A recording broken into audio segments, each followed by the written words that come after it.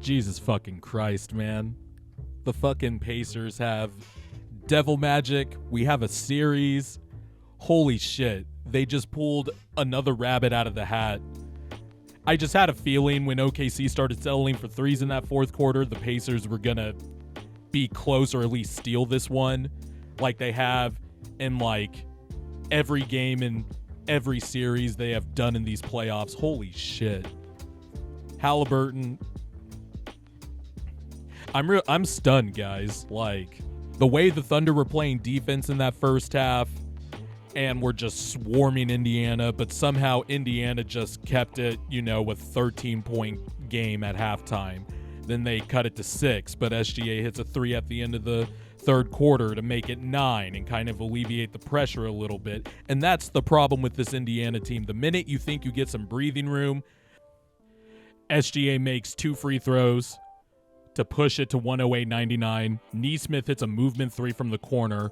The Pacers made a lot of corner threes in this game, and that was something that was talked about leading up to this series, but movement 3 from Nesmith to cut it to 6. Then Nembhard hits a step back 3 right in SGA's face. And how about Nembhard, struggled shooting-wise the last few games against the Knicks, then comes up big with 2 3-pointers, has 14.6 assists, playing some awesome defense. I thought the Pacers' defense was really good in this series. And even though I picked OKC in 5, I said in my preview video, there are ways to short-circuit OKC's offense. And they also started settling for threes.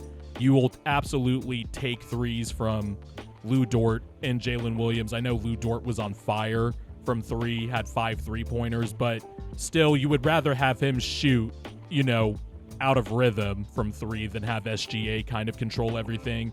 Jalen Williams couldn't hit the broadside of a barn from the perimeter. He really only got his shots in the paint and at the rim, and he bricked a 3-pointer.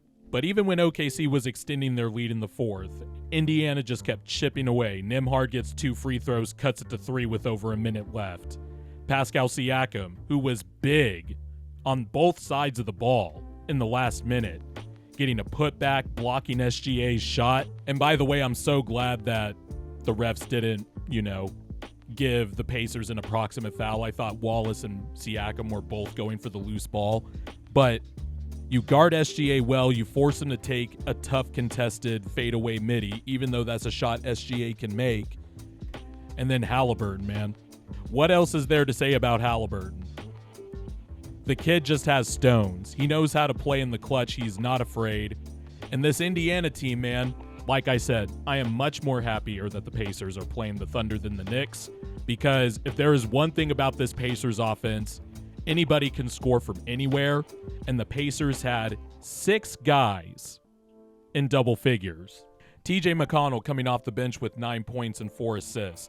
And the Pacers were what? They had 6 3-pointers in the fourth quarter while OKC had none.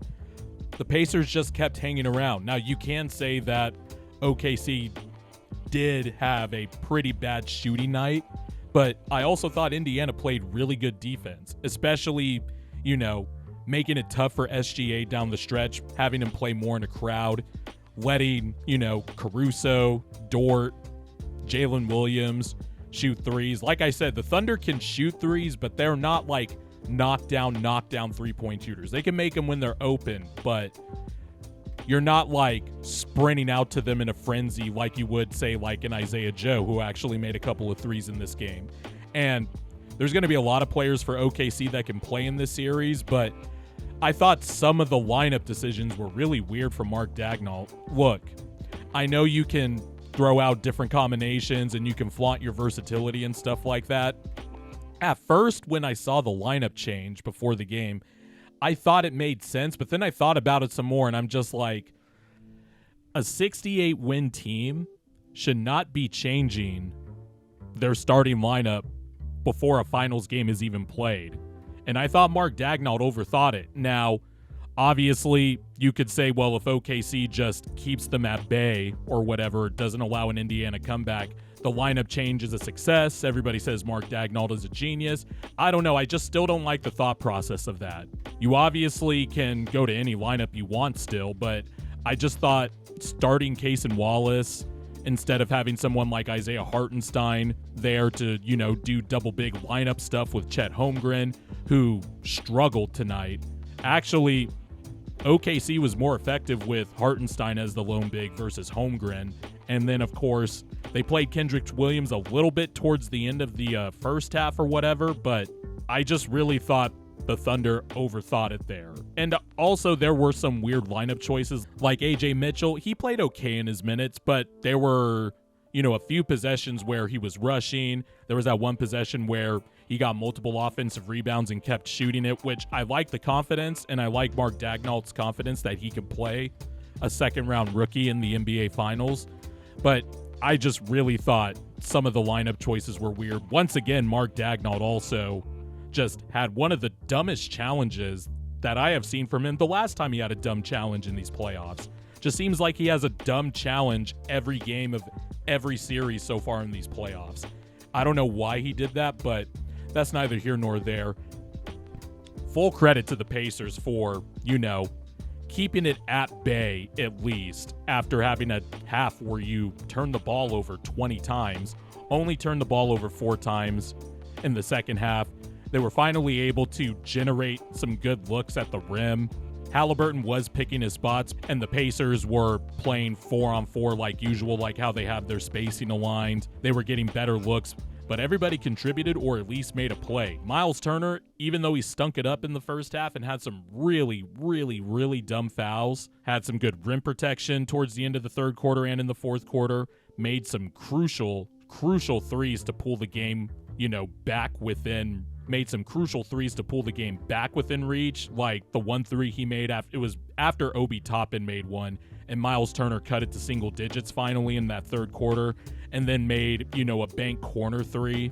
This team is fucking hardcore, man. They dominated the Thunder on the offensive glass too, by the way. Nesmith, Siakam was crashing the glass, and that's another reason why I think the OKC decision to at least ditch the double big starting lineup was a little confusing, because I actually thought they had an advantage in that regard going into that series, and OKC's not really a good rebounding team anyway, but I thought this was the one team that could push them around on the glass a little bit.